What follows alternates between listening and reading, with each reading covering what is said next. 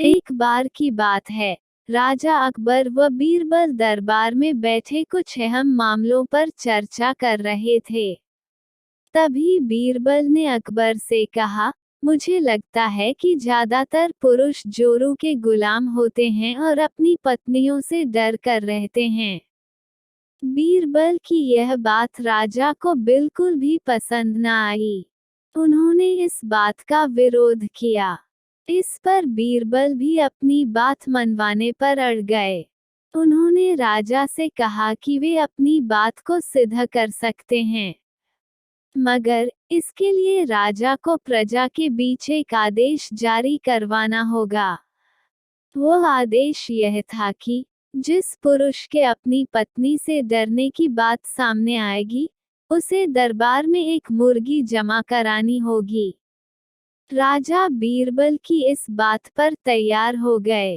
अगले ही दिन प्रजा के बीच आदेश कराया गया कि अगर यह बात सिद्ध हो जाती है कि कोई पुरुष अपनी पत्नी से डरता है, तो उसे दरबार में आकर बीरबल के पास एक मुर्गी जमा करवानी होगी।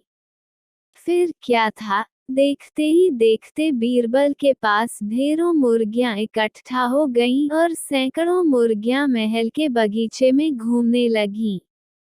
अब बीरबल राजा के पास पहुंचे और बोले, महाराज, महल में इतनी मुर्गियां इकट्ठा हो गई हैं कि आप एक मुर्गी खाना खोल सकते हैं, इसलिए अब आप इस आदेश को वापस ले सकते हैं।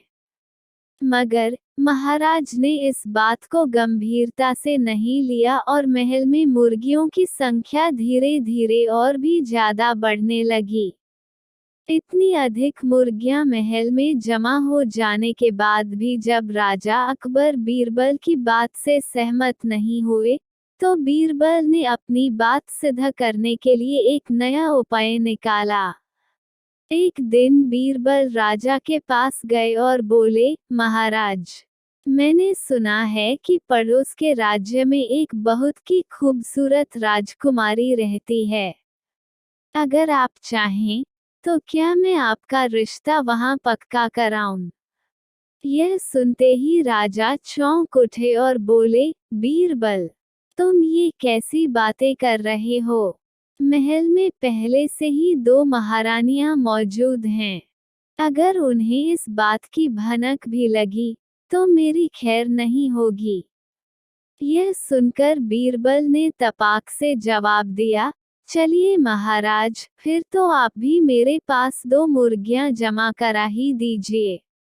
राजा बीरबल का ऐसा जवाब सुनकर शर्मा गए और उन्होंने अपना आदेश उसी वक्त वापस ले लिया। कहानी से सीख। अकबर बीरबल की इस कहानी से हमें यह शिक्षा मिलती है कि बातों की चतुराई से हम किसी भी बात को मनवा सकते हैं। जरूरत है तो बस बीरबल की तरह चतुराई से अपना पक्ष रखने की।